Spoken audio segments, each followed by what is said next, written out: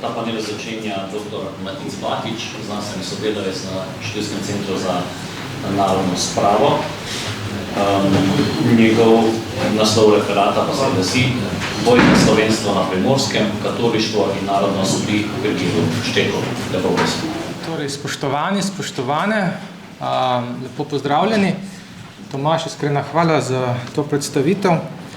Torej, kot rečeno, moj današnji referat zadeva problem odnosa med katoliško vero in slovensko narodno identiteto pri primorskem duhovniku Virgiliju Šteku. Ko govorimo o Šteku, se je verjetno smiselno najprej spomniti, da gotovo ne gre za neznano osebnost, ravno nasprotno. Kot sva s sodelavcem Renatom Podbersičem zapisala v spremni študiji k prvemu delu Štekovih dnevniških zapisov, ki je izšla v začetku letošnjega leta, gre za enega tistih primorskih duhovnikov, ki mu je bilo v zadnjih desetletjih pravzaprav posvečene skorajda največ zgodovinopisne pozornosti. Glavni razlog za to verjetno leži prav v njegovem vsestranskem angažmaju oziroma na področju boja za narodnostne pravice Slovencev na Primorskem, zlasti seveda v času italijanske oblasti oziroma času med obema svetovnima vojnama. Ne glede na to pa menim, da je prav odnos med katoliško vero in slovensko narodno identiteto v Štekovi osebnosti mogoče še dodatno osvetliti iz različnih vidikov, zlasti s pomočjo umestitve v širši evropski ali vsaj habsburški kontekst, ter upoštevajoč specifike obmejnega prostora, v katerem je Štek seveda deloval. Na ta način se biografsko raziskovanje preliva v raziskavo kompleksnega odnosa med katolištvom in narodnostjo v času vzpona nacionalizmov, kar je nekako tudi glavni namen mojega današnjega referata. Prva točka, ki bi se jo zato rad najprej dotaknil, zato zadeva prav splošen odnos katoliške cerkve do nacionalizma oziroma nacionalizmov, ki je nekako stal že bolj ali manj v ozadju vseh današnjih referatov, pri čemer so se ga nekateri referenti dotaknili bolj posredno, drugi bolj neposredno. Torej, kot je že bilo izpostavljeno, si zgodovinarji niso enotni v razumevanju značaja narodov ter predvsem njihove zgodovinopisne umestitve. Z drugimi besedami, ali so narodi moderen fenomen ali ne. Ampak ne glede na te razlike med tako imenovanimi modernisti, etnosimbolisti in tako dalje, kot je že izpostavil kolega dr. Ivešič, bi se, menim, velika večina vseh strinjala, da vsaj pri večini evropskih narodov predstavlja čas 19. stoletja vendarle zelo pomembno prelomnico, saj v tem času vprašanje naroda pridobi dotlej nesluten političen pomen. Iz stališča politične legitimnosti oziroma celo mednarodnih odnosov lahko govorimo o postopnem prehodu od dunajskega do pariškega sistema, kot je to izrazil ameriški zgodovinar Eric Weitz, ko se narod in s tem povezana narodna samoodločba, se pravi v tem tako imenovanem pariškem sistemu, postopno uveljavljata kot osrednji princip državne legitimnosti. Vzpon nacionalizma je za katoliško cerkev torej brez dvoma predstavljal, lahko bi rekli, nov izziv, na katerega v bistvu niti ravno zaradi te novosti namreč niti ni mogla biti pripravljena. Za razliko od, na primer, delavskega vprašanja, se je pri odnosu do nacionalizma lahko le v manjši meri mogla opreti na tradicijo svetih spisov oziroma cerkvenih očetov. Po mnenju avstrijskega zgodovinarja Andreasa Gottsmana, avtorja ene zadnjih, lahko bi rekli kar referenčnih študij, na tem področju narod tako ni postal del teološkega diskurza, vsaj ne v smislu uradnega cerkvenega učiteljstva. Rimska kurija do te problematike ni zavzela celovitega stališča, temveč je to bolj ali manj prepustila posameznim škofom in teologom. Sama pa se je vmešala le v primeru odkritih narodnih oziroma konfliktov med narodi, pri čemer je zavzemala predvsem pragmatična stališča. To pa je, pri čemer se sklicujem na že omenjenega Gottsmana, za razvoj katolištva imelo daljnosežen vpliv. Ker je izostal celovit katoliški odgovor na vzpon nacionalizma, kot bi ga lahko v bistvu glede na katoliški nauk oziroma glede na katoliško samorazumevanje lahko podal zgolj papež, je ta ostal omejen na škofe in posamezne teologe.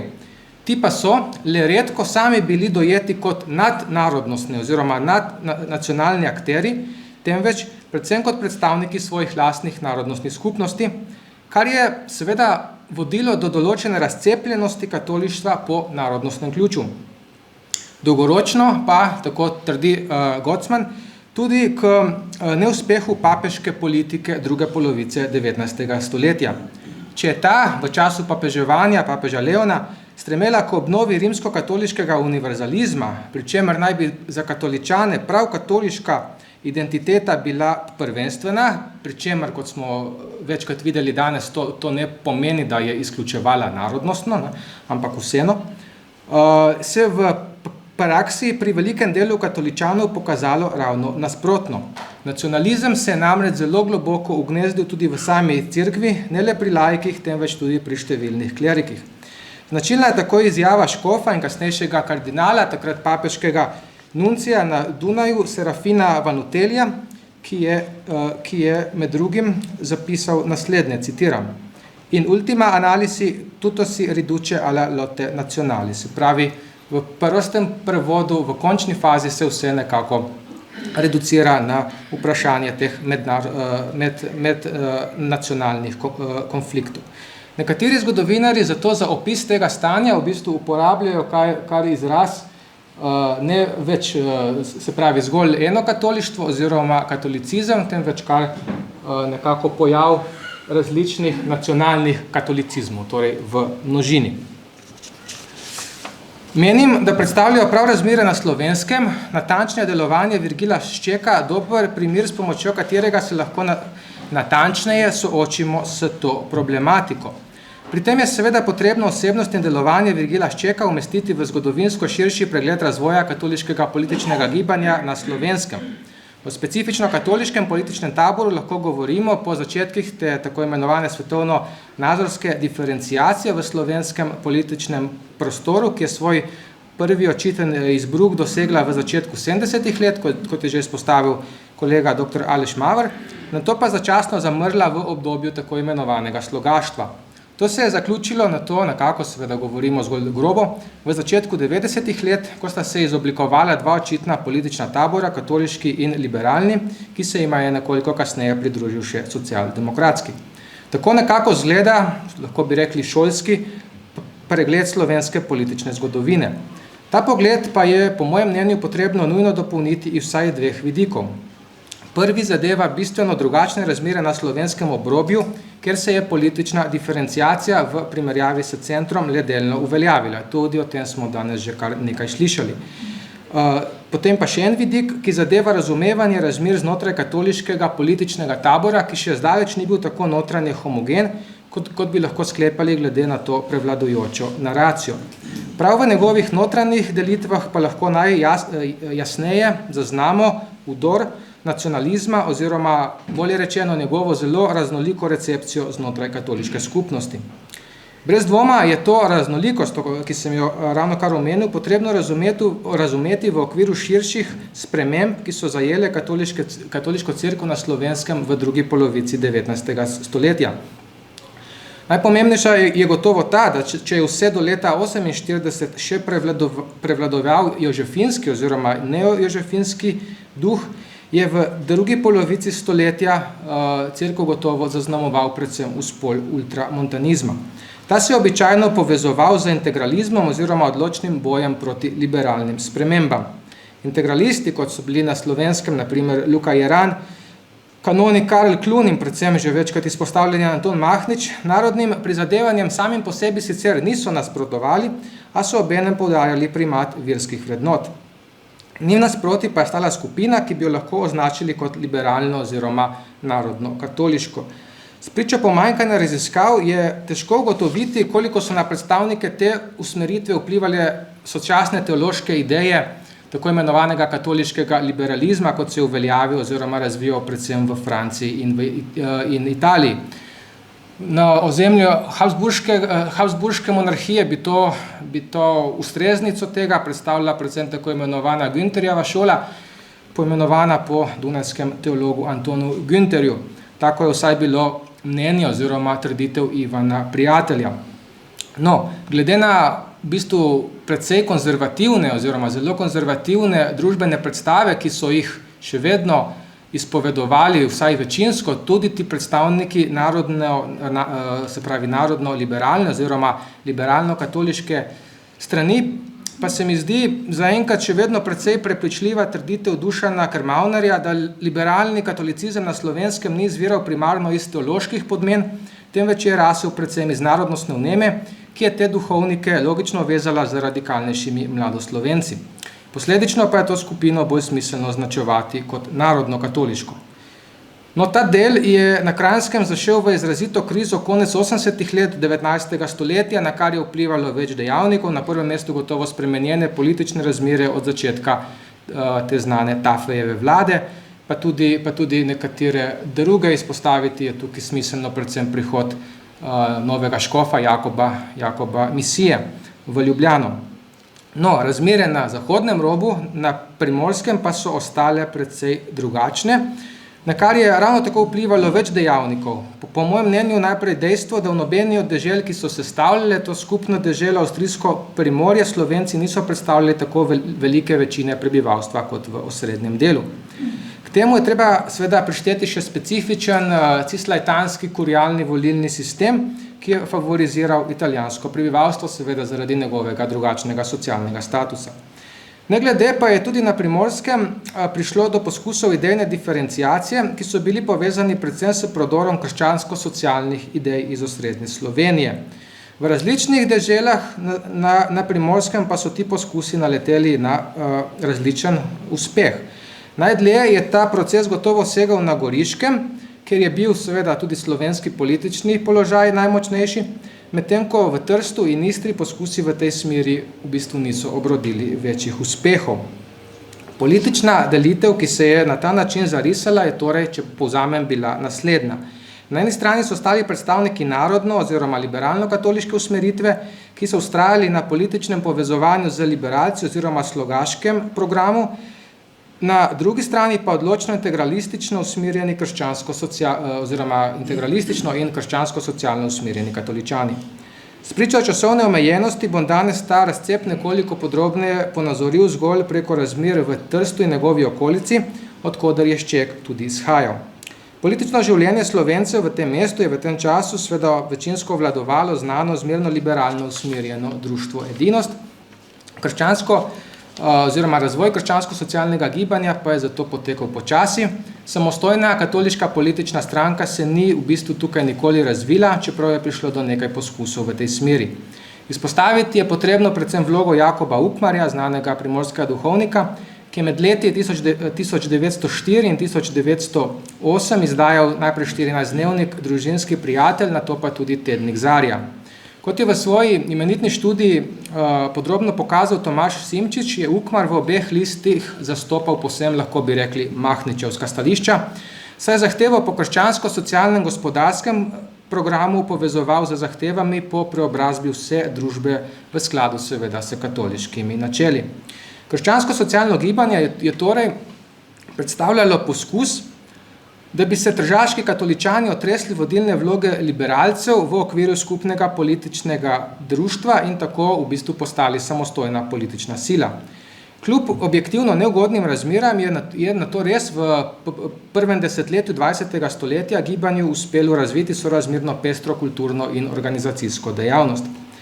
A ti poskusi so se razbili prav zaradi vpliva razgretih narodnih čustev. Škof, se pravi tedanji tržaški škof Franc Ksaver Nagel, je namreč leta 1909 izdal znani dekret, s katerim je zahteval, naj se duhovniki strogo drže vatikanskih navodil glede uporabe jezika pri bogoslužju, kar je seveda že dolgo, že več let predtem burilo razmere v škofiji. Rimska kongregacija za svete obrede namreč že decembra 1898 odločila, da imajo pravico do uporabe glagolskega bogoslužja oziroma glagolice, le tiste župnije, v katerih je mogoče dokazati nepretrgano uporabo glagolice v zadnjih 30 letih, a tržaške škofje so se z uveljavitvijo te odločitve seveda zavedajoč se velikih napetosti oziroma lahko bi rekli preprosto upora, ki so ga lahko pričakovali, so se pravi z uveljavitvijo te odločitve odlašali. No, Nagel se je na to odločil, da bo ta rimski ukaz dejansko upošteval oziroma ga uveljavil, s čimer pa je požel, lahko bi rekli, kar pričakovan množičen odpor.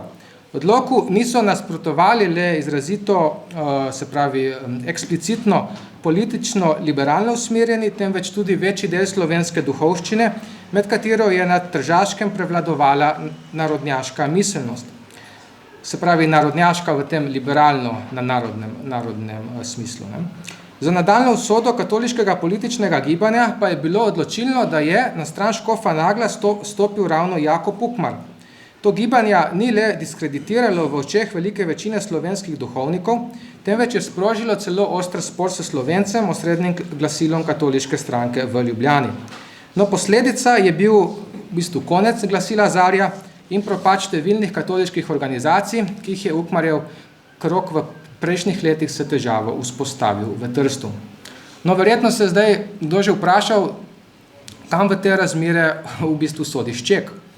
Njegova najpomembnejša leta razvoja so gotovo potekala prav v času, ko so na Primorskem potekali ti, se pravi, na kratko orisani procesi, lahko bi rekli nezaključene notranje diferenciacije. Kot smo videli, so se na Tržaškem ti procesi končali z nadaljnjo prevlado narodno-liberalno usmerjene struje, pa tudi na Goriškem ta ni bila povsem poražena. Za mladega Ščeka, ki je, seveda tega ne smemo pozabiti, odraščal v Gorici, je narodna identiteta od vsega začetka imela res odločilen oziroma centralen vpliv. Zanimivo, bistvena je bila celo za njegov vstop v duhovniški stan. Duhovnik je namreč postal preko precejšnjega mladostnega, lahko bi rekli, ovinka, ko je po lastnem pričevanju v svojih dijaških letih začasno izgubil vero ter se politično približal tako imenovanemu levemu polu. Šček je tedaj zahajal celo v pisarno znanega socialdemokratskega politika dr. Henrika Tume, kjer so iz marksističnega stališča razpravljali o svetovno-nazorskih in gospodarskih vprašanjih. Spričo tega, lahko bi rekli celo mladostnega radikalizma, se zdi njegov stop v semenišče pravzaprav težko razumljiv. Šček sam ga na srečo pojasnjuje v svojih dnevniških zapisih in sicer navaja predvsem svojo narodnostno zagretost kot glavni razlog, da se je odločil za ta korak, saj je namreč spoznal, tako sam trdi, da na tem področju največ naredijo prav slovenski duhovniki.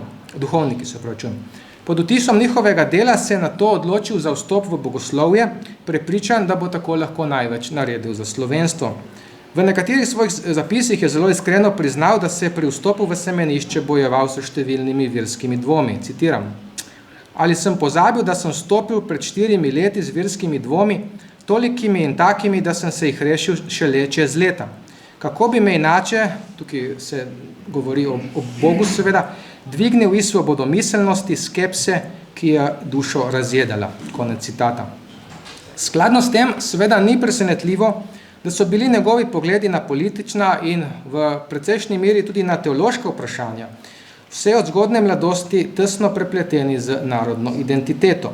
Ne preseneča, da je bil navdušen zagovornik glagoljaštva ter nasprotnik liturgične latinščine, katero prisotnost je na Primorskem razumel kot element italianizacije. Prav tako je bil kritičen tudi do prevladujočega italijanskega značaja rimske kurije. Ponovno citiram: Upravo cerkve bi morali pokatoličaniti, pokristjaniti. Cerkev je rimska, treba pa, da bi bila katoliška. Konec citata. A če bi se na tem področju mogoče še ujel z marsikaterim drugim duhovnikom njegove generacije, so njegova stališča na področju jugoslavizma oziroma odnosa do tega vprašanja šla daleč onkraj splošnega konsenza. Če za veliko večino duhovčne zvestoba katoliški Avstriji še globoko v čas Prve svetovne vojne ni bila postavljena pod vprašaj, je Šček nasprotno tudi po posvetitvi v duhovnika ohranil odločno jugoslovansko držo značilno, se pravi že za časte njegove zgodne srednješolske oziroma dijaške mladosti, pri čemer se ni zavzemal le za trialistično preureditev monarhije, temveč celo za propad Avstrije in združitev s Srbijo in celo Bolgarijo v skupno jugoslovansko državo. O tem je večkrat pisal zelo jasno v svojem dnevniku, navajam zgolj posebno zgovoren primer, ko opisuje svoje prijateljstvo s Srbom Živkom Popovičem. Citat: Bil je hud jugoslovanski nacionalist, kakor jaz, ki sem bil edini, kajti ta čas so bili še vsi, sicer dobri Slovenci, a tudi dobri Avstrijci. On je imel zvezo z nacionalističnimi krogi v Beogradu, ki so pripravljali vojsko za Avstrijo. Dne 15.7.1916 sem pri svetem Ivanu zažgal vso korespondenco. Ako bi vlada zanjo znala, bi me prav gotovo za veleizdajstvo obesila. Konec citata. Skratka, zdi se, da razmere na Primorskem in zlasti Šček sam povsem potrjujejo to v začetku izpostavljeno Gocmanovo tezo o de facto razcepljenosti katolištva po narodnostnem ključu, da je torej smiselno nekako govoriti o narodnih katolicizmih, ki se v tem času nekako oblikujejo. No, po drugi strani pa ponovno prav Šček in njegova miselnost zelo jasno kaže tudi na to, da te ideje ne smemo razumeti preostro, gotovo ne v smislu načrtnega odpada ali nepriznavanja katoliških verskih resnic. Šček svoje narodnostne vneme gotovo sam ni razumel na tak način, se pravi v nasprotju s svojo brez dvoma globoko občuteno pripadnostjo katoliški cerkvi. To dokazujejo njegovi številni ohranjeni dnevniški zapisi, na povsem praktični ravni, pa tudi zelo, zelo, lahko bi rekli, zagreto pastoralno delovanje skozi ves čas njegovega duhovniškega življenja, še zlasti do cerkve in vere pogosto zelo sovražnih razmerah v Trstu, ko je deloval kot kaplan pri svetem Ivanu. Referat mogoče zato lahko sklenem s sledečim Ščekovim zelo povednim citatom. Torej še enkrat navajam: tako ne smemo enačiti katoličanstva z avstrijstvom, avstrijstva s katoličanstvom. Jaz iz narodnih razlogov želim združitve vseh južnih Slovanov brez razlike vere v eno močno jugoslovansko državo. Mar nisem zaradi tega več katolik?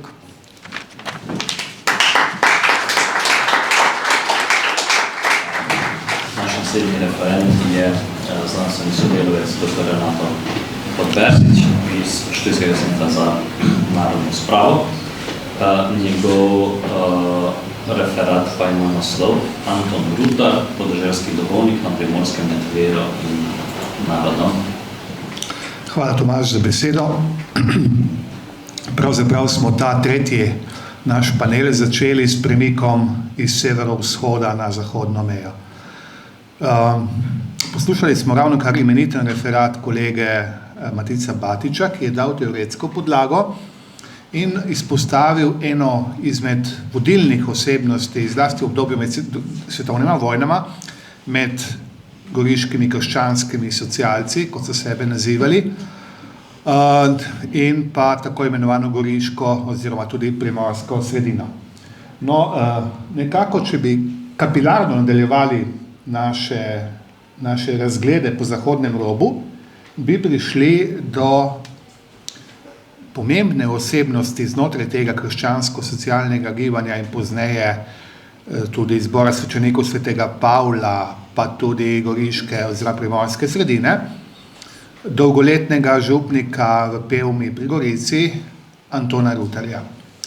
Anton Rutar ni doživel nikoli take slave, takega odmeva v javnosti, kot so nekateri njegovi kolegi znotraj krščansko-socialnega gibanja. Moja naloga je, da vas pridobim za to osebo, za njeno pričevanje, predvsem pa, da preko te osebe stopimo v ta mikrokozmos goriških krščanskih socialcev in goriške sredine. Anton Rutar je s svojim delom in osebno integriteto vsekakor presegal krajevne meje in stopil razburkano areno slovenskega, verskega in narodnega delovanja na Primorskem, zlasti na Goriškem, v tistih prelomnih časih. Lansko leto je izšla imenitna monografija izpod peresa njegovega pranečaka, profesorja Jožeta Korinčiča, pri kateri sem tudi malo sodeloval, ki je Antona Rutarja obelodanil z tem od spodaj navzgor, recimo temu, iz družinskega, bogatega arhiva in njegove zapuščine. Če je Matic dal teoretični okvir, naj jaz dodam tukaj arhivski oziroma viroslovni vidik. O goriških krščanskih socialcih vemo veliko. Nenazadnje je pred več kot 20 leti, bo že skoraj 25 leti, šla zajetna monografija izpod peresa Egona Pelikana, tajno delovanje krščanskih socialcev oziroma primorske duhovščine pod fašizmom. V zadnjih letih je bil pokrajinski arhiv v Novi Gorici predan fundus, temeljni fundus gradiva, ki zajema to knjigo in še katere druge raziskave, to je epohalni arhiv, več kot 70 škatel Engelberta Besednjaka, nekakega duhovnega brata, čeprav laika, odvetnika današnjega, recimo temu slavljenca, predstavljenca Antona Rutarja in pa tesnega sodelavca, že omenjenega Virgila Ščeka. Brez teh osebnosti težko razlagamo primorsko zgodovino, zlasti goriško zgodovino 20. in 30. pa tudi 40. let prejšnjega stoletja. Torej, poleg Engelberta Besednjaka naj omenim tukaj vsaj še arhivski fond, tudi v Pokrajinskem arhivu v Novi Gorici, tasta Engelberta Besednjaka, znamenitega miranskega krščanskega socialca, tudi gospodarstvenika Antona Vuka, ki je tudi že pripravljen na raziskovalce in tudi že uporabljen pri teh pa drugih raziskavah. Torej, kot smo uvodoma omenili, Anton Rutar je pravzaprav mali človek iz male vasice v velikem mestu.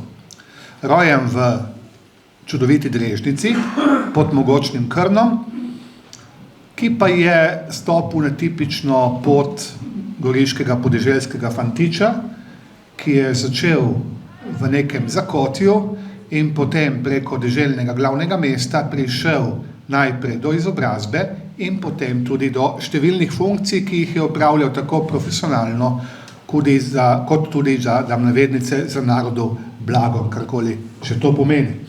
Tukaj na levi strani imate na kratko njegove številne funkcije, ki jih imel, ampak veste, če gledamo v tem strogo, bomo rekli, verskem smislu, je bil podeželski župnik v Pevmi, to je približno 2 kilometra iz centra Gorice, danes že del komune di Goricija, torej goriške občine ob vznožju Goriških Brd. Torej, Anton Rutar stopi na širše prizorišče na predvečer Prve svetovne vojne, ko ga tedanji goriški nadškof, 10. po vrsti in zadnji Slovenec v tem položaju, Frančišek Bordija sedaj imenuje za ekonoma v bogoslovnem oziroma velikem semenišču, kot so takrat rekli. To je bil vzgojni zavod, torej neka teološka fakulteta, kjer so se izobraževali študentje iz vseh škofij Ilirske metropolije, razen Ljubljane.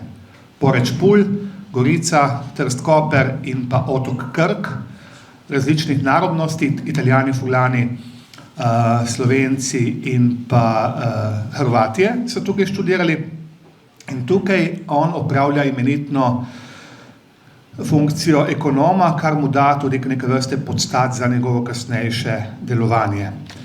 Zdaj, to večjezično in večkulturno skupnost mladih duhovniških kandidatov različnih narodov je poskušal Rutar, ki nastopa v semenišču, bogoslovnem semenišču, ne samo kot ekonom, ampak tudi kot prefekt, torej kot vzgojitelj, je poskušal vzgajati v duhu medsebojnega spoštovanja, medsebojne strpnosti in pristne bratske krščanske ljubezni. Skozi njegove vzgojne prijeme je šlo skoraj okrog 300 goriških duhovnikov, pa ne samo goriških. In če beremo njihove spomine, tako Slovencev, kot predvsem Furlanov, pa tudi Italijanov, je ostal v njihovih spominih zapisan kot skrben svetovalec, vesten in pravičen mož ter duhovni vodnik. Opisujejo ga kot človeka trdnega značaja, močno narodno zavednega ter jasnega in nepopustljivega v načelih. Zdaj pa njegova najbolj epohalna zasluga med Prvo svetovno vojno, to je ta znamenita stavba, danes ličejo klasiko, torej klasični licej sredi Gorice, znamenita Goriška univerza, ki je po 150 letih že pred desetletji zaprla svoja vrata. Ampak Anton Rutar je med Prvo svetovno vojno rešil bogat knjižnični fundus. Tik pred padcem Gorice v tistih kaotičnih razmerah je priskrbel od vojske dovoljenje, da so 300 zabojev knjig spravili v Stiški samostan, kjer je že od decembra 1915 bival goriški nadškof sedaj v izgnanstvu, kjer je delovala v izgnanstvu tudi teološka fakulteta, torej centralno bogoslovno semenišče v Gorici, kot se je ta ustanova uradno imenovala. In Anton Rutar je te knjige uspel spraviti sredi vojne vihre, sredi najhujših napadov na Gorico v stično. Kakšen del kulturne dediščine se je s tem ustvaril, si lahko samo mislimo. Ampak njegova ura, bom rekel jedro njegovega delovanja, je nekako osredotočeno v tem predstavitvi, pa ne samo tej predstavitvi, v njegovem življenju v času po prvi svetovni vojni. Ko Rutarja najdemo v osredju, v sredini verskega, narodnega in kulturnega delovanja na Goriškem, v težkih časih italijanskega preganjanja in fašistične brezobrazne italijanizacije. Bil je član znamenitega zbora svečenikov svetega Pavla. Zdaj na Goriškem oziroma na Primorskem se po prvi svetovni vojni izoblikujeta tri nekako slovenski, recimo temu protiitalijanski tabori, tajna krščansko-socialno gibanje, z duhovniki že omenjenimi krščanskimi laiki, potem imamo liberalno komponento, ki gre potem tudi v Tiger in pa seveda tudi manj številčno, saj pozneje v 30 letih komunistično. In znotraj tega tabora znajdemo zbor svečenikov svetega Pavla, torej znotraj krščanskih socialcev, leta 1920 obnovi svoje delovanje, to je bila sicer že pred prvo vojno delujoča organizacija, ki pa vendarle v tistem težkem obdobju pritiskov ali pa napovedujočih se pritiskov strani italijanizacije obnovi svoje delovanje in Rutar je tukaj takoj med prvimi. Še vedno deluje v semenišču, poleg ekonoma in prefekta je tudi profesor moralke in je poleg tega duhovni svetnik, odbornik katoliškega tiskovnega društva, med ustanovitelji Goriške Mohorjeve družbe, ki letos praznuje stoletnico svojega delovanja, skupaj s Čekom in ostalimi sotrudniki, član nadzornega odbora, predvsem skrbi za finance znotraj Mohorjeve družbe, član konzorcija časopisa Goriška straža, glasila krščanskih socialcev do leta 1927, kjer lahko ga Italijani sploh dovolijo, odbornik vzgojnega zavoda Alojzjevišče, sirotišče v Gorici, podpredsednik Katoliške zadružne zveze in član odbora svečenikov svetega Pavla. Zakaj vam naštevam vse te dejavnosti? Če gremo kapilarno, kot smo uvodoma omenili, dejansko je bilo tudi tisto tkivo znotraj krščanskega socialnega gibanja na Primorskem, ki je obvaroval narod. Ta izjava ni pretenciozna, če pomislimo, da je velika večina inteligence zapustila Primorsko, je morala zapustiti, tudi Goriško seveda posledično, ostali so samo duhovniki. Če beremo Sardoča in njegove spomine, nekje ugotavlja enih 50 vseh drugih intelektualcev, torej od odvetnikov do doktorjev je ostalo v Gorici, poleg približno 300 duhovnikov. Torej si lahko predstavljamo, kakšna sila profesorjev, doktorjev, državnih uslužbencev, raznih nameščencev v državnih službah je morala zapustiti ta teritorij in iti krepiti narodno tkivo na Štajersko. En od teh primerov je tudi moj goriški prijatelj mariborskega rodu Aleš Maver. Malo za šalo, malo za res. Torej, če se vrnemo spet nazaj. In ta duhovščina je bila imenitno organizirana. Torej, danes vemo, tudi večkrat je bilo dokazano, tudi z dokumenti, da je preko konzulata v Trstu prihajal denar, ki ga je tajna krščansko-socialna organizacija skupaj z zborom svečenikov svetega Pavla delila slovenskim dijakom in študentom, pravzaprav ljudem v smislu njihovih potreb. Tukaj je izredno pomembno vlogo odigral Anton Rutar, ki je imel že zaradi svojega ekonomskega znanja iz velikega semenišča oziroma goriškega bogoslovja velike afinitete do finančnih zadev. Torej, kaj je še zanimivo? Zanimivo je, da za to obdobje je značilna izrazita tajnost. Torej, italijanska obveščevalne službe, državne, fašistične, so nadzirale, niso pa vsaj ne v 20 letih uspele globlje prodreti v te organizacije, tudi zaradi konspiracije.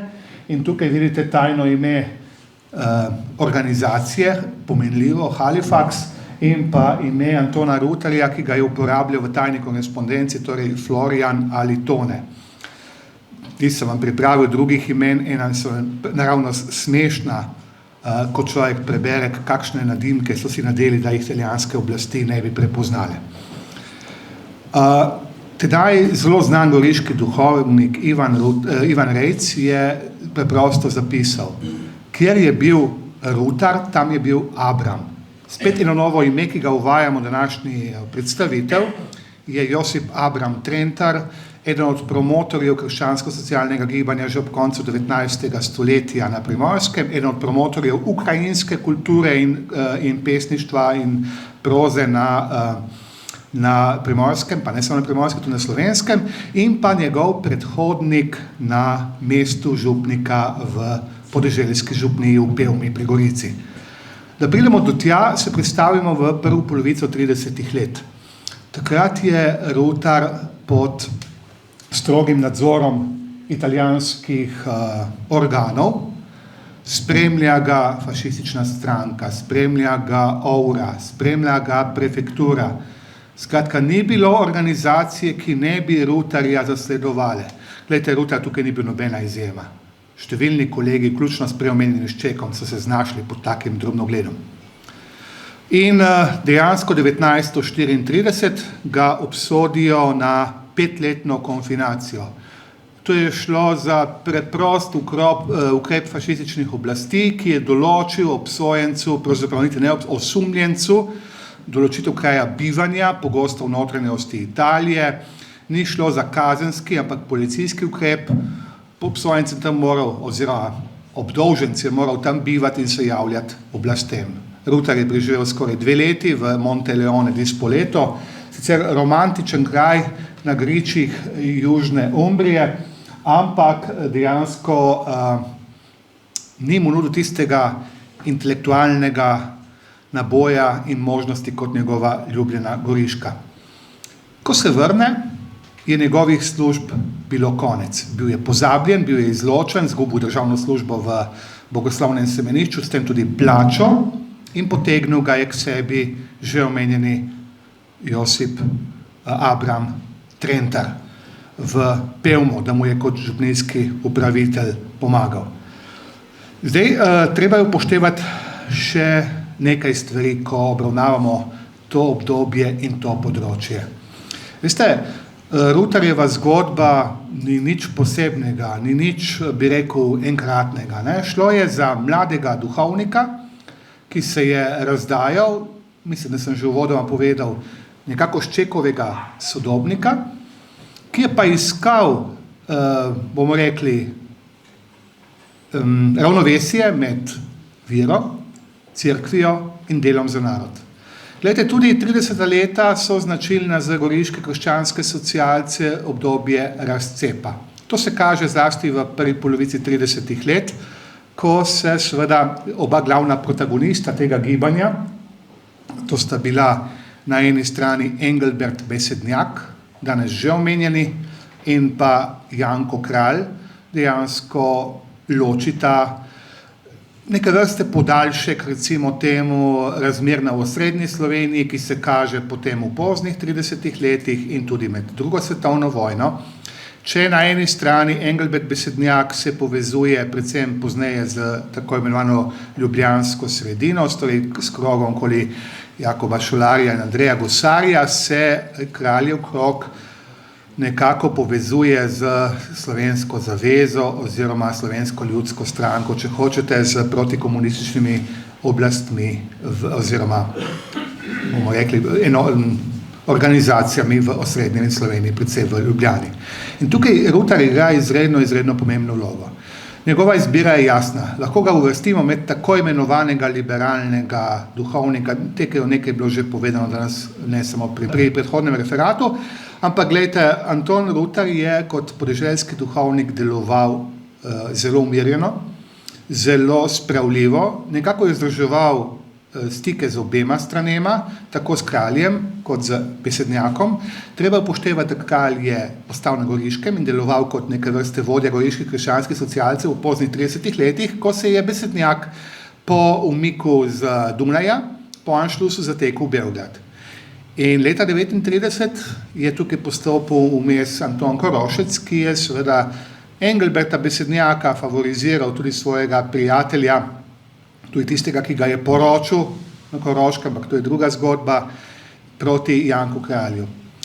Medtem ko Anton Rutar kot Šenk, podeželski duhovnik, je tisti, ki poskuša nekako posredovati v tej zarezi, ki je bila na eni strani organizacijska, eden na Goriškem, drugi na Dunaju, potem v Beogradu, po drugi strani pa tudi oba pravnika in dva petelinčka na kupu gnoja. Prostite mi to primerjavo, tudi sta bila zelo različna glede karakterjev in to je nekako zelo zaznamovalo goriške krščanske socialce med obema vojnama, predvsem pa njihove izbire med drugo svetovno vojno.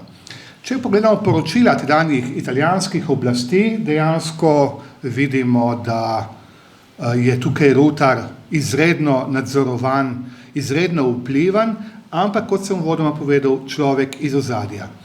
Do sredine 30 let je tisti glavni finančnik goriških krščanskih socialcev, priznavajo mu te sposobnosti in verjetno je to tudi eden od razlogov, da so ga fašistične oblasti tako nadzirale, tako blatile in tudi poslale v konfinacijo.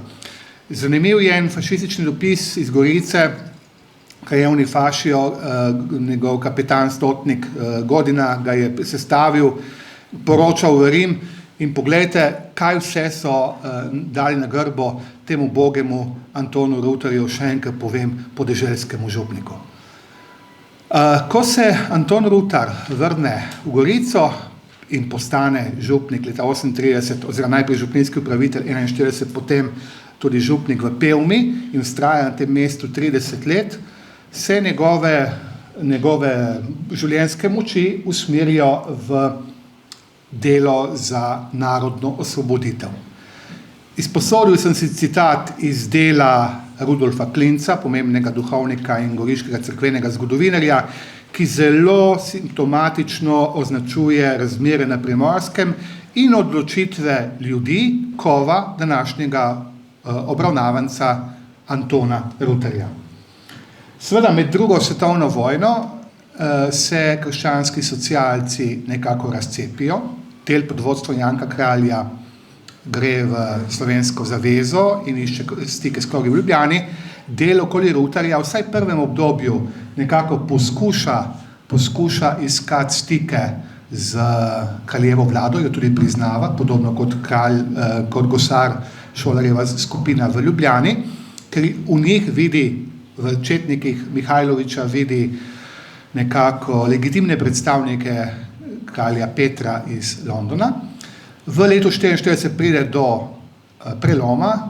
Zanimivo je, da ta del goriške sredine išče stike s partizanskim gibanjem in med partizanskim gibanjem na Primorskem v tem času igra pomembno vlogo pokojni Janez Stanovnik, in tu presega današnji naš posvet.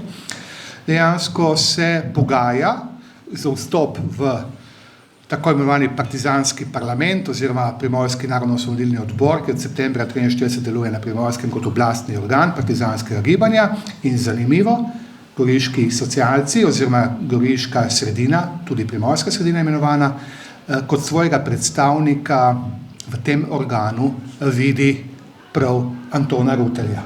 Seveda do tega nikoli ne pride. Tako imenovani parlament se jeseni 1944 sestane na Lazni, v Trnovskem gozdu, predstavnikov krščanskih socialcev ni med njimi, tudi Antona Rutarja ni med njimi.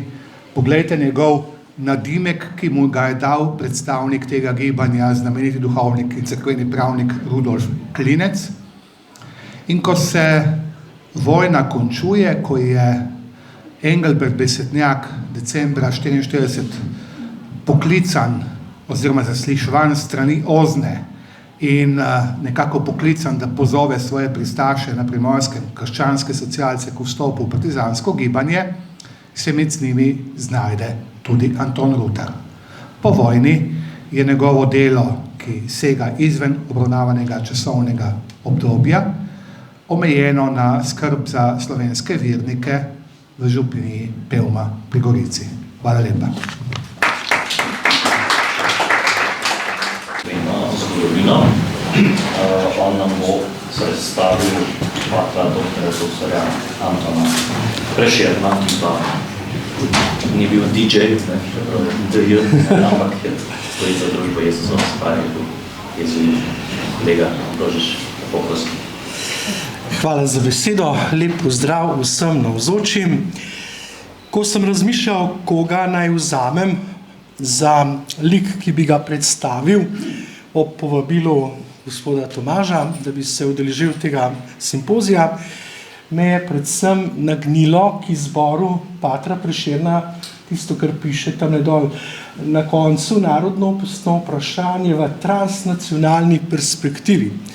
Kajti zdi se mi, da je pater Prešeren prav en tak posrečen lik neke vrste slovenskega egiptovskega Jožefa, ki je bil ta prav cajt poslan v Rim, da je potem iz te pozicije za naš narod veliko dobrega naredil. Ne toliko kot nek teoretik, ampak kot izrazit praktik. In to vam bom predstavil po nekaterih točkah, ki nekako označujejo ne le njegovo življenje, ampak predvsem tudi njegov pomen človeka iz ozadja, ki je veliko naredil na tiho, na diplomatski način. Doktor Anton Prešeren je bil doma iz Zabreznice. Rodil se je leta 1883 in sicer je bilo v družini 8 otrok, 2 sta zgodaj umrla, 3 njegove sestre pa so kasneje postale zagrebške usmiljenke. Tisto, kar mu je omogočilo njegovo izobraževanje in potem tudi dejavnost, je bilo eno zanimivo dejstvo.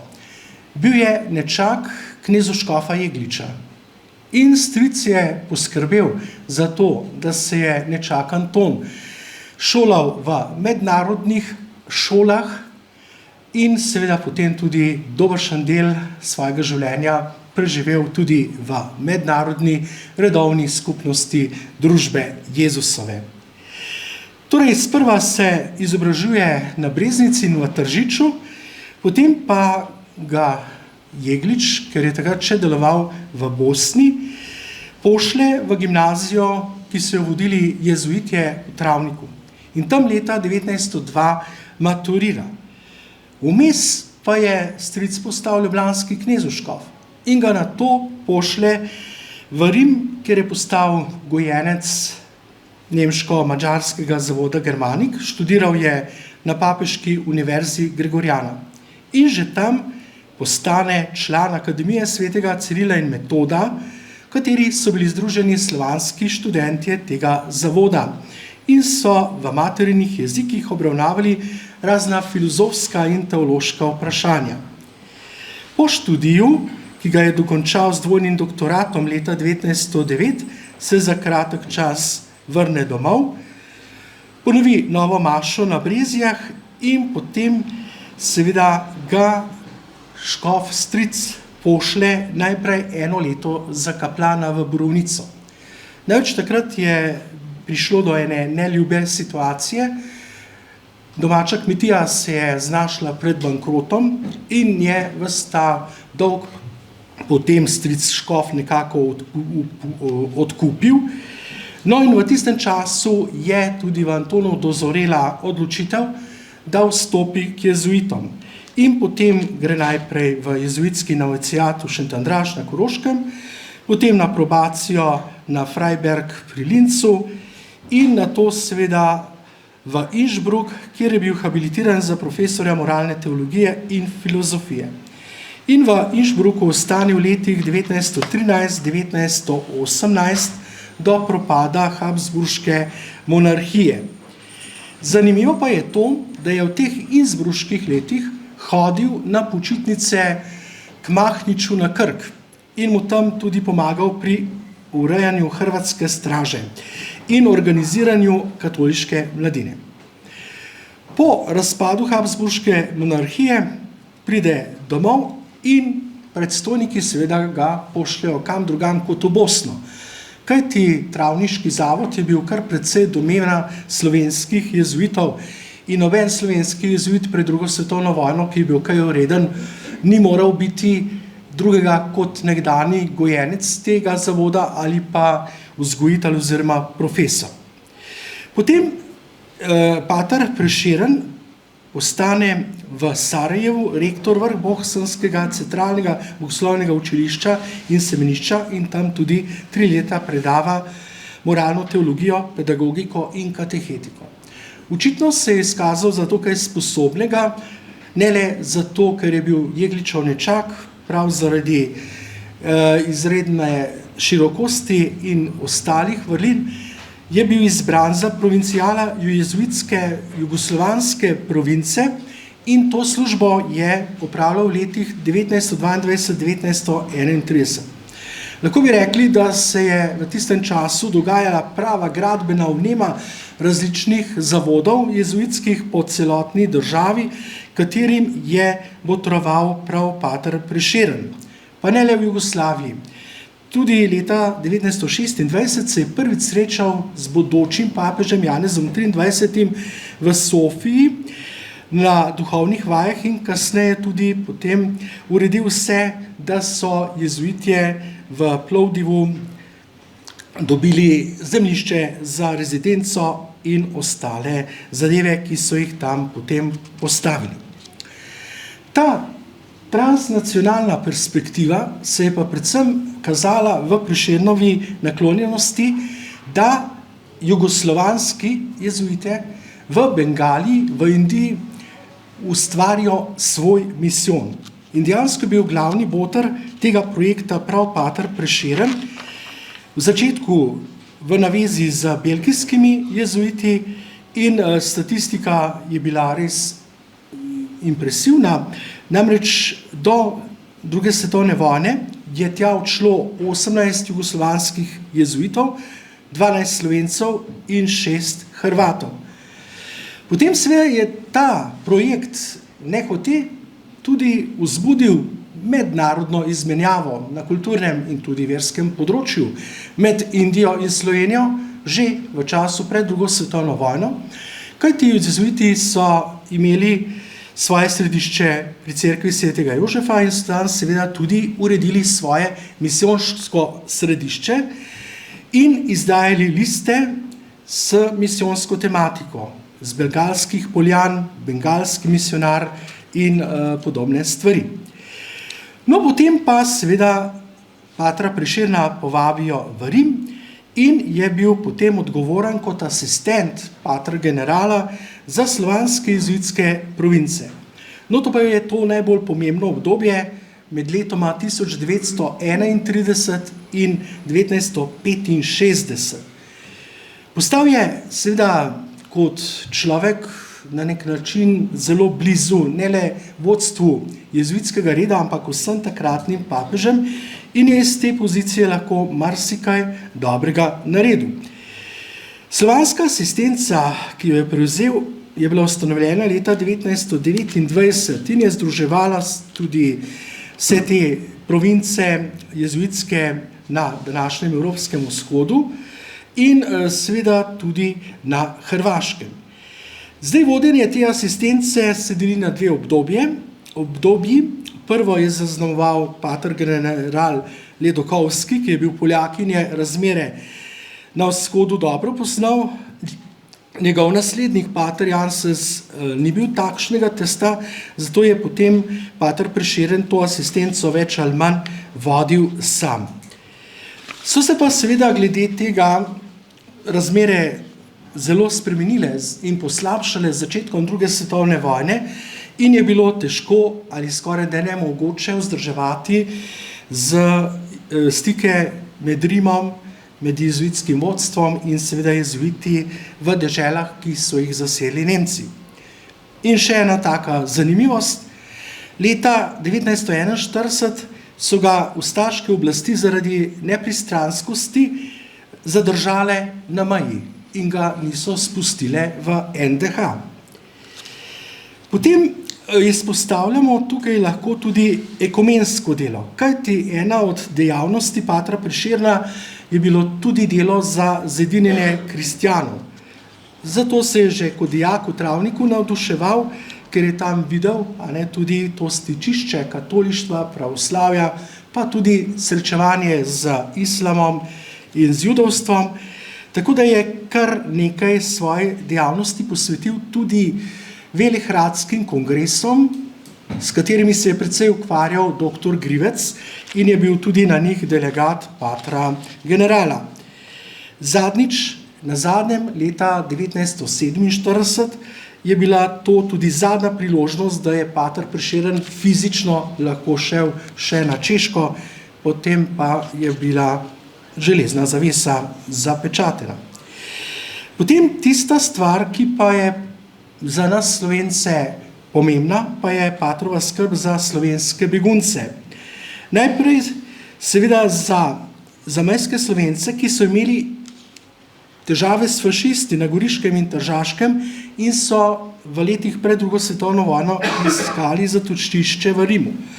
Potem se je val beguncev, ta pravih, sprosti ob začetku druge svetovne vojne in na njegova vrata so trkali vsi ubogi izobraženci, študenti, redovnice, redovniki. Potem je tudi pomagal pri akcijah za zbiranje pomoči internirancem, ki so bili zaprti v italijanskih koncentracijskih taboriščih, tudi na Rabu. Potem je o zadevah obveščal papeža Pija XII.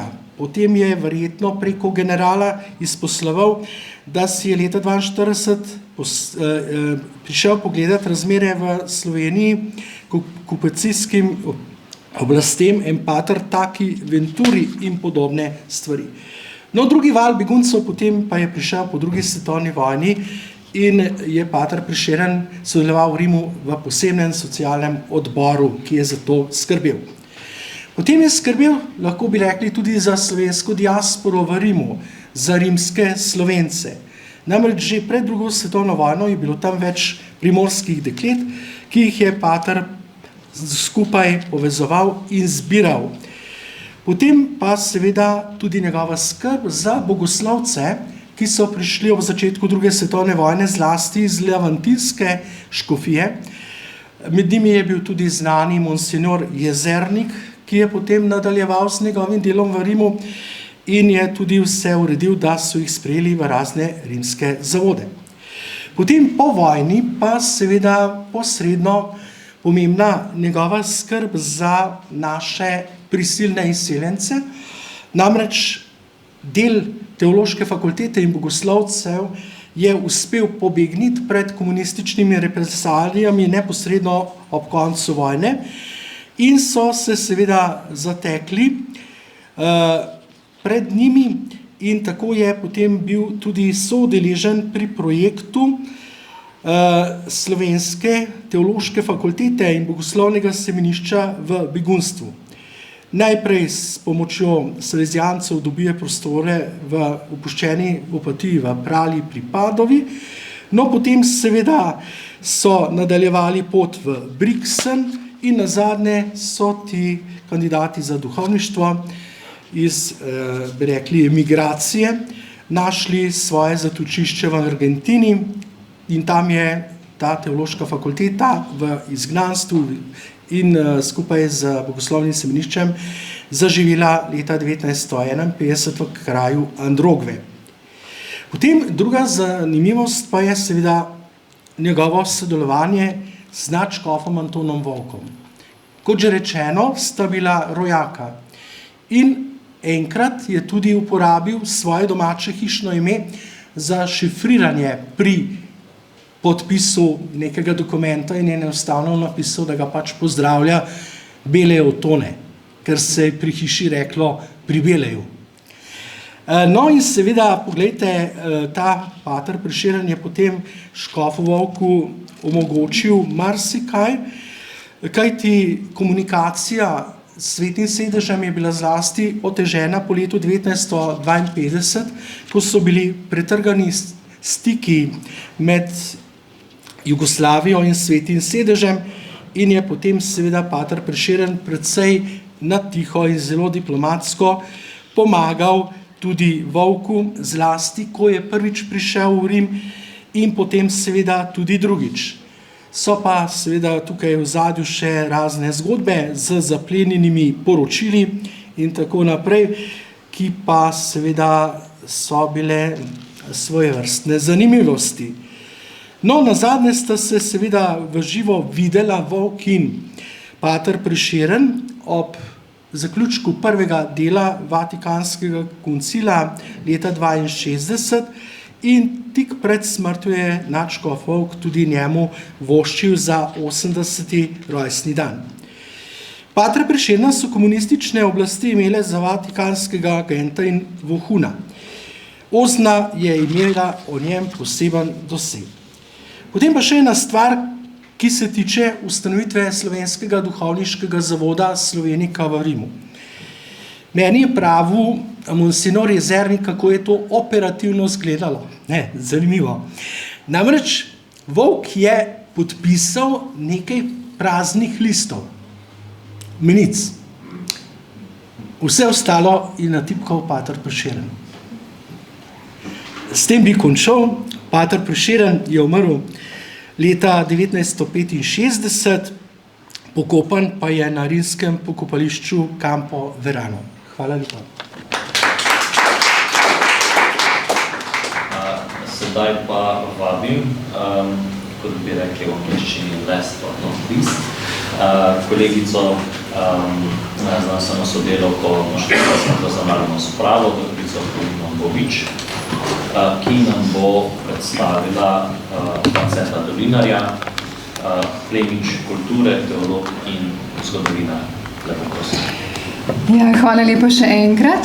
Moram reči, da se bo ta prezentacija dotikala tudi tematik, pri katerih je moj predhodnik Matjaž Ambrožič končal, tako da posega nekoliko časovno preko teh letnic na ekranu, ampak so tudi pomembne za širše globalno razumevanje Franceta Dolinarja kot res vsestranskega in izjemnega misleca. Na predvečer druge svetovne vojne je dr. Anton Korošec narodu ob 25-letnici narodne države Jugoslavije položil na srce, da se slovenska pot šele začenja. Kako težka in trnovo bo je tedaj slutil le malo kdo. Morda preroško, vsekakor pa pomenljivo se je tudi pot mladega duhovnika Franceta Dolinarja maja 1945 sprevrgla v begunsko in zavedno zdomsko. Z množico bežečih ljudi se je takoj po končani vojni pred komunisti preko Ljubelja prebil v Celovec, odkoder so ga Angleži v skupini pripeljali v taborišče Munigo pri Trevizu. V začetku septembra pa je bila njegova begunska skupina nameščena v taborišče Sepiljano južno od Ancone. France Dolinar je bil zgodovinar in eden od tistih teoloških mislecev, ki je bil globoko zavezan ideji slovenstva in še posebej vzgoji slovenskih političnih emigrantov, ki se jim je uspelo izviti iz brezen in temin komunistične revolucije na domačih vojnih in povojnih tleh. Kot izjemno razgledan pisec se je Dolinar v svojih besedilih vse skozi vračal k temeljnim vprašanjem slovenstva, koreninam, razsežnosti, globin in usodi katoliškega gibanja od leta 1892 dalje, gojenje in rast zamisli o vzpostavitvi slovenske države, ki je bila po Dolinarjevem mnenju absolutna nuja za obstoj Slovencev in končno k dilemi oblikovanja in krepitve intelektualne sile slovenske politične emigracije. V slednji je namreč videl najmočnejši branik naroda pred pritiski komunističnega režima. Če je imela slovenska emigracija privilegij življenja v svobodi, potem je bil Dolinar prepričan, da je ta moralno zavezana k temu, da kaže luč Slovencem, ki so ostali ujeti v oklepu represije na jugoslovanskih tleh. Torej, kateri vzgibi in duhovno okolje so najbolj odločilno oblikovali Dolinarja pri njegovem intelektualnem dozorevanju in premislekih o mestu narodov v zgodovini in prelomni dobi ob koncu zadnje svetovne vojne?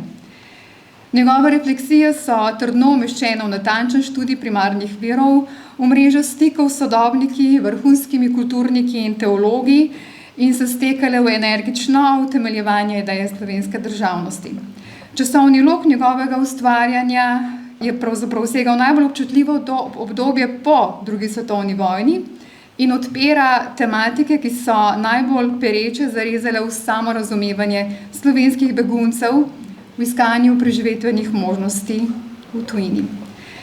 Pri tem je bil France Dolinar nespregledljiv, oziroma je bil nespregledljiv kot duhovni vodnik in interpret pasti komunistične ideologije, a je bil vseskozi kritičen do tistih sočasnih miselnih tokov, ki bi ne vodili k izčiščenju pogledov in oblikovanju novega človeka po teologiji svetega Pavla, ustvarjenem v resnični pravičnosti in svetosti.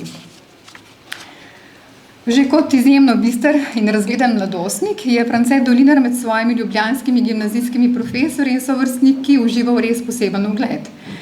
V času razpusta katoliškega telovadnega društva Orel se je Dolinar pridružil mladcem profesorja Vladimira Žitnika in se nato duhovno oblikoval v krogu profesorja Ernesta Tomca in v prvih zametkih dijaške katoliške akcije. Med Tomčevimi mladci, ki so v spoštovanju avtoritete videli sredstvo preseganja vse očitnejše needinosti med katoliškimi silami, je Dolinar razvil svoj kritični in z njim močno in celo strastno prepričanje, za katerega bi živel in celo umrl, pa naj bo to za katoliško vero ali pa za slovensko narodnost. Ob tem je res zelo zanimivo in povedno njegovo mladostno uporništvo izza sančurskih dogodkov leta 1932, ko so versko in narodno neuklonljive slovenske profesorje odslavljali iz služb ali pa pošiljali na delovna mesta na jug. In tako je leta 1932, maja meseca, med bučnim proslavljanjem 60-letnice Antona Korošca, ki so ga priredili pristavši zatrte Slovenske ljudske stranke, Dolinar skupino prijateljev v Unionsko dvorano tihotapil slovensko zastavo in z njo na koncu proslave uvil doktorja Korošca. In to seveda v znak protesta proti centralizmu in kraljevi diktaturi. Dolinarjev razred se je potem na gimnaziji na to zavezal še zelene kravate, s čimer so pokazali ujemanje s Koroščevim zelenim klobukom. Temu na to sedela policijska ovadba in za kolovodjo gimnazijskih protestnikov so obtožili prav Franceta Dolinarja, ki je bil na to izključen iz šole. Priznali so mu 7. razred, v 8. so ga rade volje sprejeli na Škofijski gimnaziji v Šentvidu, odkoder se je po maturi leta 1933 vpisal na študij teologije na Ljubljanski univerzi. Na fakulteti je prejel 2 Svetosavski nagradi, eno za razpravo o Luki Jeranu, drugo za spis o vplivu svetega Alfonza Ligvorja na slovensko duhovnost. Vseskozi je pisal za Mladčevsko revijo Mi mladi borci in v svojem slogu že razkrival skrupulozni temperament. Dolinarjev ceremonier na Novi maši 1939 je bil Marjan Kremžar, znan potem, da je bil njegov krstni boter dr. Anton Korošec, bil pa je tudi eden od najagilnejših članov mladcev v krogu Ernesta Tomca. Še isto leto se je Dolinar vpisal na študij cerkvene zgodovine na Rimski Gregorjani kot gojenec francoskega inštituta, a je doktorski študij lahko nadaljeval šele po koncu vojne. Med okupacijo je bil namreč sprva prefekt v Škofovih zavodih, nato po nacističnem razpustu slednjega za 2 leti odšel v Rim, se za počitnice leta 1943 vrnil v Ljubljano, ostal do nemške kapitulacije, ko je, tako kot množica drugih, postal begunec. Toda zaključek doktorata na Gregorjani se mu je v povojnih letih vztrajno izmikal in slednjič dokončno izmaknil, zaradi tako rekoč pretirane študijske tankovesnosti in tudi nenehnega razširjanja tez, ki jih je opiral oziroma razširil zaradi odkrivanja vedno novih virov in to v novih jezikih. Še v begunskem taborišču Srbiljano leta 1945 je spoznal potrebo po osnovanju intelektualno spodbudnega okolja za tamkajšnje slovenske begunce in jih začel zbirati o predavanjih o duhovni rasti slovenskega naroda v zahodni kulturi in življenjskem zagonu Slovencev. Med begunci je novembra tega leta posebej odmevalo Dolinarjevo razmišljanje o strukturnih hibah slovenskega narodnega organizma. Hibe so bile po Dolinarjevem mnenju zelo enostavne, a nič manj zadrte. Neenotnost, rušenje narodnih avtoritet, klikarstvo in razdor med generacijami. V analizi pogojev za obstoj in razvoj narodne slovenske države je tako kot prvi pogoj navedel strukturno čilost in enotnost. Torej, povezavo vsega narodnega organizma v služenju enotnemu narodnemu cilju, krepitvi vezi med posamezniki in avtoriteto v dejavnosti posebnih socialnih smeri ter utrjevanju solidarnosti med staro in mlado generacijo. Dolinarjeva utemeljevanja pogojev za slovensko državnost so bila s temi ključnimi točkami tako rekoč nadčasna, kar osvetljuje tudi misel, ki jo je Dolinar nekaj let kasneje zapisal Rudi Jurčecu. Rekel je takole: naravnost tragično je, kako nikdar ne moremo priti do sodelovanja med generacijami, strujami in osebnostmi, niti v katoliških vrstah. To so sociološka oznanila populacije in ne naroda. Menda spet eden od problemov malega naroda. Še več, Dolinar je bil prepričan, da je prav neenotnost znotraj klerikalnih vrst pognala preveč mladih ljudi v nedelovnost in nasprotovanje. Omenjena predavanja v taborišču so bila podlaga Dolinarjevi znameniti brošuri Slovenska državna misel. Izvodi so takrat zaokrožili ne le po avstrijskih in italijanskih begunskih taboriščih, pač pa tudi po Trstu, Gorici in Rimu. Še odločnejše so bile Dolinarjeve teze k slovenski politiki, ki jih je v začetku leta 1949 nameraval izdati v prvem koledarju Svobodne Slovenije, a je objavo takrat in kasneje preprečil Miloš Stare, ki je kot najvidnejši slovenski politik v Argentini neomajno vztrajal pri jugoslovanski ideji. Kot tak je bil Stare v bistvenem nestrinjanju s prvo točko Dolinarjevih tez o lastni, samostojni in suvereni narodni državi. Temeljni konflikt o vidikih slovenske politične prihodnosti je bil vseskozi del razkrajajoče grožnje znotraj slovenske politične emigracije, a je Dolinarja obenem ohranjala v goreči viziji slovenske neodvisnosti. Še več, oplajala ga je v iskanju sorodnih pogledov med sodobniki, ki so se v prihajajočih letih najintenzivneje stikali in kresali v publikacijah slovenske kulturne akcije. Dolinar je postal nepogrešljiv pisec njene revije Meddobje in se v njej uveljavil kot visok, torej zahteven kritik takratnih akademskih humanističnih objav slovenskih avtorjev. Za svojo intelektualno ostrino se je namreč loteval analize del Cirila Žebota in Janeza Arneža, izdanih v angleščini. Nič manj prizanesljivo pa se je lotil kritike najnovejšega ilirizma in pritiskov, da bi Slovenci opustili svoj jezik in sprejeli hrvaškega. Meddobje so prinesle tudi Dolinarjev odličen prikaz dela Frana Grivca, katoliškega intelektualca in strokovnjaka za vzhodno krščanstvo, ki je raziskoval tematike, ki so bile močno zanimive za Dolinarja, vključno z rusko revolucijo, narodno oziroma versko zavestjo in idejno privlačnostjo za razmah bolševizma, kot skrajno stopnjo revolucionarnega gibanja. Slovence v zdomstvu je želel kar se da natančno poučiti o dogajanju v svetu, zlasti komunističnem. Zato je neutrudno pisal o cerkvenih, narodnostnih in socialnih zadevah, ki jih je razkrival oziroma odkrival med Poljaki, Rusi, Ukrajinci, Čehi in Slovaki. Dolinarjevo vsestranskost oziroma ustvarjanje je bilo zaznamovano z bistrim opazovanjem idejnih tokov in analizo vsega tistega v slovenski zgodovini, v čemer je pripoznal dobro, veliko in svetlo.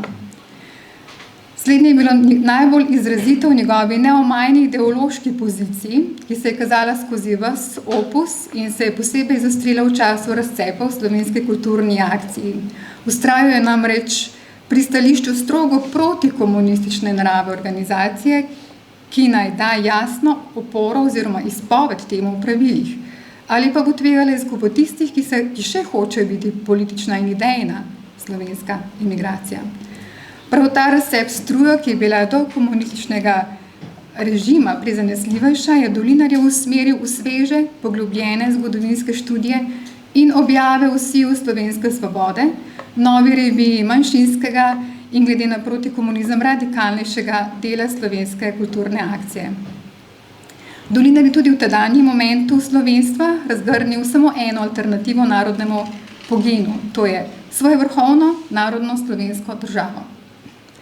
Povsem v skladu z Dolinarjevim temperamentom je bilo pisanje v Siju namenjeno še odpravljanju idejne zmede oziroma nevarnosti eksperimentiranja v sodobni zgodovine drugega Vatikanskega koncila. Ob tem pa je svojo neomajno kritiko usmeril proti patru Vladimirju Truhlarju in še posebej proti vsakršnim poskusom ali zagovorom koeksistence s komunističnim režimom.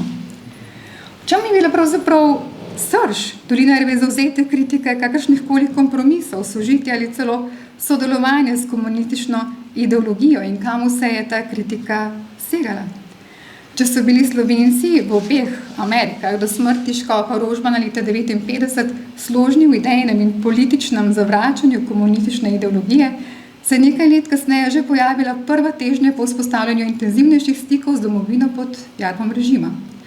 Rahljanje idejnih stališč po izbranih cerkvenih možeh iz Slovenije, ki so pričeli prihajati na stike v skupnosti slovenske politične emigracije, je v Dolinarju vzbujalo sum, da se na ta način skuša komunistični režim uriniti med najvidnejše posameznike v tujini in si s tem zagotoviti prefinjen nadzor nad emigracijo.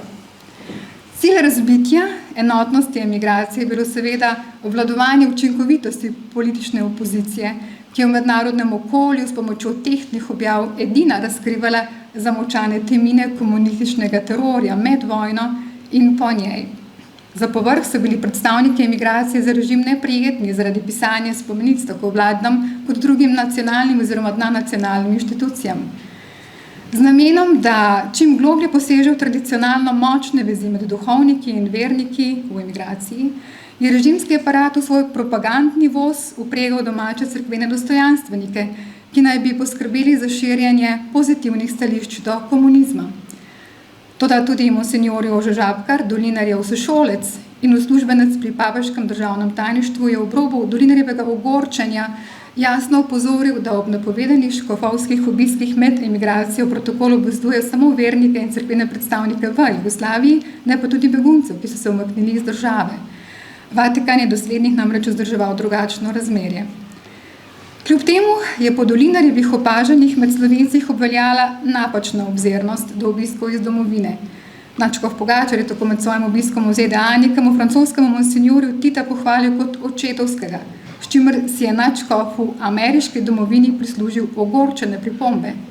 Še zlasti, ker je bila škofova opaska težko doumljiva glede na globoke rane slovenskih emigrantov in vrzeli po tisočerih po vojni iz masovno pobitih domobrancev. Takšni problematični oziroma naivni stiki so z perspektive Franceta Dolinarja poglabljali idejno krizo v politični emigraciji. Dileme časa, ki so jih vse od odločilnega razcepa obravnavali v slovenski kulturni akciji, so se večinoma previdno dotikale ideološko brezbarvnih fenomenov zdomstva.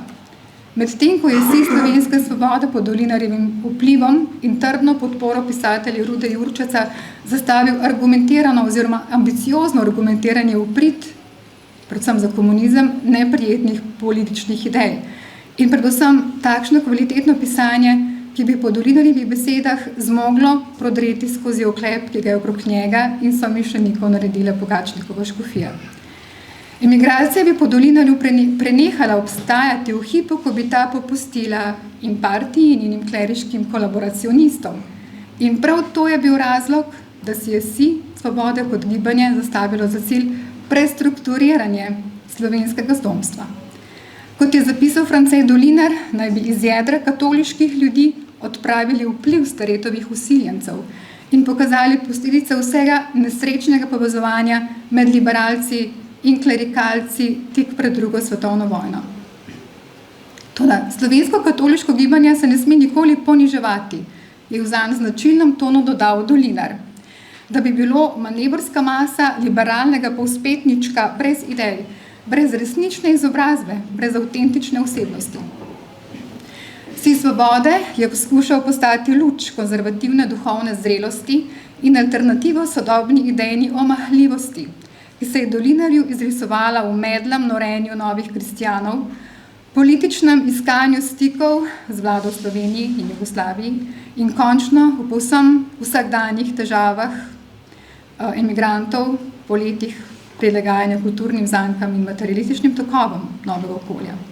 Tako Dolinar v Rimu kot pisatelj Jurčec v Argentini sta svoje neumorno publicistično dejavnosti uživale veliko podporo med Slovenci v emigraciji in če je prišlo do zdomci do razdorov, so bili ti po mnenju bralcev vsi brško posledica postavljanja politike pred narod. Vsi Svobode na drugi strani promoviral idejo svoje državnosti Slovenije in postal cenjen kot močan list slovenskih protikomunističnih kulturnih delavcev. Morda prav zato, ker sta tako Dolinar kot Jurčec premišljeno odpirala tabuirane teme in neredko brezobzirno objavljala podrobnosti, ki so zbujale ogorčenje, a se v zelo jasnem jeziku lotile bistva problemov. Toda tudi besedila pseudonimnih piscev Siju niso bile brez kontrovers, temveč zaradi neupoštevanja starega načela, da ima vse svoje meje, ki se jih ne sme prekoračiti, ne na to, ne na drugo stran. Nacionalna zavest, ki jo je Dolinar tako strastno utemeljeval v vseh svojih pisanjih, se ni zapirala v ozko nacionalistično gorečnost, pač pa se je vedno vezala na svetovljansko kulturno bogatstvo. V svojih temeljitih primerjalnih analizah zgodovine se je trudil dvigati nivo razumevanja slovenstva, ki je predvsem v zdomstvu grozilo, da ostane ujeto v preproste folkloristične predstave. Oblikovanje danosti je bilo za Dolinarja neločljivo od vedenja, tako umik v asimilacijo v novem kulturnem okolju, naprimer, kot koeksistenca s promotorji komunistične ideologije za Dolinarja niste bile drugega kot varljivo kupovanje miru. Dolinar ni bil samo neutruden raziskovalec in zapisovalec preteklosti, temveč odločen, radikalen ideolog in utemeljitelj slovenske osamosvojitve.